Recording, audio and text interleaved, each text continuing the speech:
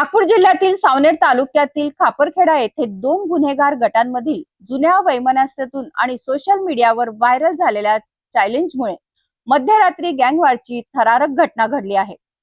चाकू, तलवारी आणि काठ्यासह आमने सामने आलेल्या दोन्ही गटांमध्ये झालेल्या हाणामारीत तिघे जखमी झाले असून पोलिसांनी 12 जणांविरुद्ध गुन्हा दाखल केला आहे।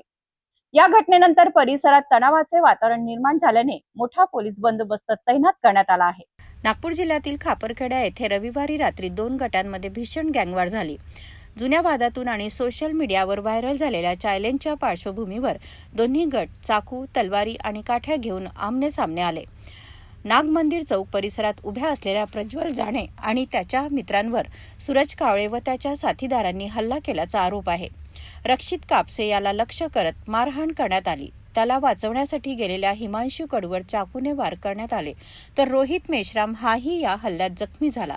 हल्ल्यानंतर आरोपींनी घटनास्थळावरून पळ काढला। काही वेळाने त्यांनी हिमांशूचा घराजवळ पाठलाग करून पुन्हा हल्ला केल्याची माहिती समोर आली आहे। या घटनेनंतर खापरखेडा परिसरात तणाव निर्माण झाला असून नागरिकांमध्ये भीतीचे वातावरण निर्माण झाले आहे। कायदा आणि सुव्यवस्था राखण्यासाठी पोलिसांनी मोठा बंदोबस्त तैनात केला आहे। प्रज्वल जाणे यांच्या तक्रारीवरून खापरखेडा पोलिसांनी सूरज कावळे आणि त्याच्या 11 साथीदारांविरुद्ध भारतीय न्याय संहिता, शस्त्र अधिनियम आणि महाराष्ट्र पोलीस अधिनियमात अंतर्गत गुन्हा दाखल करून पुढील तपास सुरू केला आहे। खापरखेड्यातील या गँगवॉरमुळे परिसरात भीती आणि तणावाचे वातावरण निर्माण झाले आहे।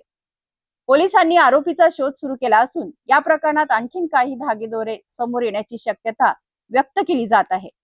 या प्रकरणातील प्रत्येक घडामोडींवर सिटी न्यूजची नजर कायम राहील। नमस्कार।